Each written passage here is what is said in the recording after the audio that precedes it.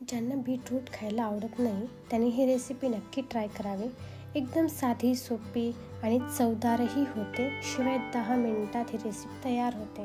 Recipe आवडल्यास like करा, share करा आणि सबस्क्राईब करून बाजूची घंटा वाजवायला विसरू नका।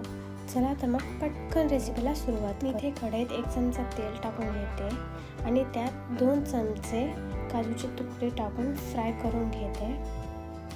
काजू छान फ्राय करून झाला की मी यामध्ये एक मीडियम साईजचा कांदा टाकून घेते। कांद्याला पण आपल्याला छान परतून घ्यायचं आहे।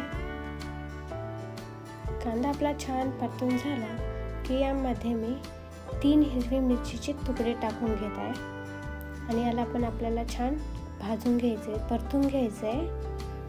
नंतर मी यामध्ये 1 चमचा आलं लसूण पेस्ट टाकून घेते आणि हे पण छान मी परतून घेत आहे। आपल्याला सगळे जिन्नस छान परतून घ्यायचे। नंतर आता मी यामध्ये 2 किसलेले बीट टाकत आहे आणि आपल्याला छान हे वाफवून घ्यायचं आहे। मी ते थोडंसं परतून घेते आणि झाकण ठेवून 2 ते 3 मिनिट वाफवून घेते। इथे हे बीट आपण कुकरमध्ये टाकून 1 शिटी काढून शिजवून घेतलं तरी चालते। बघू शकता आता इथे बीट आपलं छानपैकी वाफवून झालेलं आहे।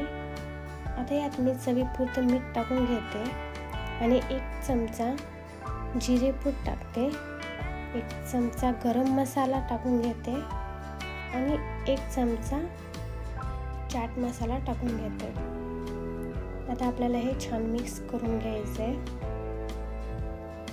या पद्धतीने जर कटलेट केले ना, कटलेटला एकदम भारी चव येते।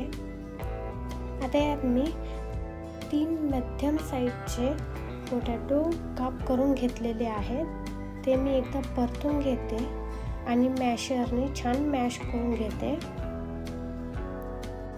आपल्याला हे सगळं जिन्नस एकजीव करून घ्यायचं आहे। हे छान एकजीव झाले। आता मी हे एका बाउलमध्ये काढून घेते। हे सगळं मी बाउलमध्ये काढून घेतल्यावर यात स्वच्छ धुवून चिरलेली कोथिंबीर टाकते आणि उकडलेले थोडेसे मटार टाकून घेते। मटार टाकल्यामुळे या कटलेटला एकदम छान चव येते। आता आपल्याला हे पण एकदा छान मिक्स करून घ्यायचंय। आता आपल्याला इथे कटलेट करायचे, पण त्याआधी मी इथे मैद्याची स्लरी करून घेणार आहे। 2 चमचा मैदा घेतले आणि 2 ते 3 चमचे मी पाणी टाकले। बघू शकता आपण ही स्लरी कशी केली आहे। आपल्याला जास्त घट्ट पण नको आहे आणि पातळ पण नको आहे। आता इथे मी कटलेट करून घेते। छान अगोदर मी याला गोल गोल शेप करून थोडंसं प्रेस करून घेणार आहे।